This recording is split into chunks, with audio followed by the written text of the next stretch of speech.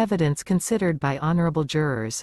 By Anna von Reitz. There are, basically, 4 kinds of evidence: factual, circumstantial, eyewitness, and hearsay. The first 3, factual and circumstantial and eyewitness testimony, can be entered in a common law court case. The fourth, hearsay, cannot. Factual evidence includes all those things generally admitted by the defendant and the public, such as, the defendant was wearing a dark blue suit at the time of his arrest. There was a full moon on the night of March 11, 2022. Circumstantial evidence includes those things that suggest rather than prove things. For example, because the defendant was wearing a nice suit, it's unlikely that he intended to be mucking out a barn.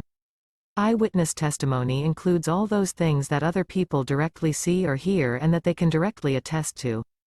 Joan Adams says, "I heard Philip Dean threaten Eli White. He said, 'If you mess with my bull again, you'll get something you don't like.'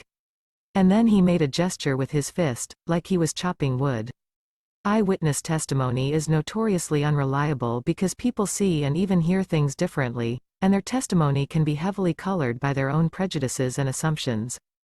Still, it can be helpful in establishing the overall context of a situation, and if 2 unrelated people testify to hearing and seeing the same things, it lends credibility to the testimony. Irma Daniels, a cook who happened to be on break, heard Philip Dean say and do the same things as Joan Adams reported. Now, we have corroborated eyewitness testimony from a disinterested third party, which provides strong testimonial evidence. If the defendant agrees that yes, he said those words and made a gesture as described, the eyewitness testimony can safely be accepted as factual evidence. The one kind of evidence that cannot be admitted to a common law trial is hearsay evidence. For example, my cousin Elsa saw Phil Dean that night and he was steaming mad at someone or something. Cousin Elsa might need to come forward and give her testimony, but her cousin who is passing this information on secondhand didn't see or hear anything directly, so it's just hearsay, like gossip. And gossip, no matter how juicy, can't be allowed to color the deliberations of a jury. The evaluation of evidence requires us to think and think deeply. We have to look at the factual evidence and really ask ourselves, how many ways can these facts be interpreted? Is there more than one possibility? For example, Philip Dean self-testifies that he came home from having dinner at a restaurant in town at about 8 o'clock on the night of March 11 and saw that his barn door was open. We can't confirm that with any other testimony, but it's a reasonable circumstance and it's affirmed to be true, so it is credible as long as nothing else contradicts or puts a different slant on things, like Sam Laughlin, a local carpenter, coming forward and testifying that, "I took Phil Dean's barn door off its hinges to repair it on the afternoon of March 11.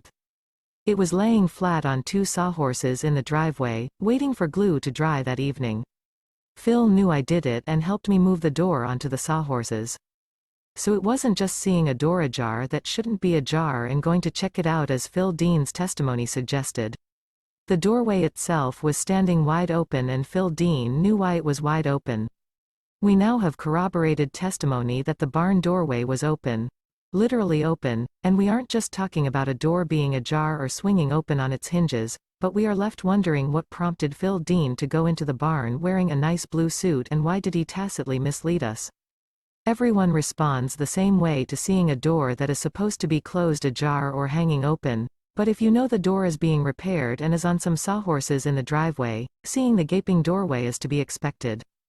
That in itself wouldn't prompt you to go look around the barn, or would it? We have to think about what kind of evidence it is that we are receiving. We have to consider the source of the evidence. We have to evaluate the quality and reliability of the evidence, piece by piece. And at the end of the day, we have to develop a strong understanding of what, most likely, factually happened. We discuss our thoughts, questions and gut feelings with the other members of the jury. They bring forward their unique view of the same evidence. And together, we build a consensus based on the credible evidence, and only the credible evidence. Ultimately, to the best of our ability, we answer the questions put to us. Did Phil Dean kill Eli White? If so, was it a premeditated act, or an accident? Serving as a juror, especially on a jury involving a capital crime, is a tremendous responsibility, and it is no wonder that many people try to avoid jury duty. But consider this. After a crime or other injury has occurred, wouldn't you want a fair trial conducted by a competent jury? You would want jurors who were trained to consider the kind and quality of evidence, thoughtful, discerning jurors, people able to determine both the law and the facts in a fair and even-handed manner.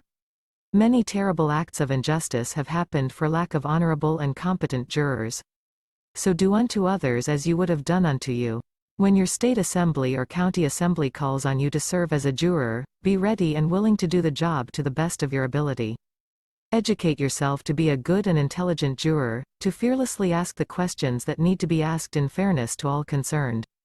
American common law jurisprudence has a long and honorable history, and the American common law courts that we are building are to provide ourselves and our children with the best system of justice in the world. To meet that supremely desirable goal, we need your participation, your thoughts, and your attention given to this urgent and important work, and to your potential role as a juror.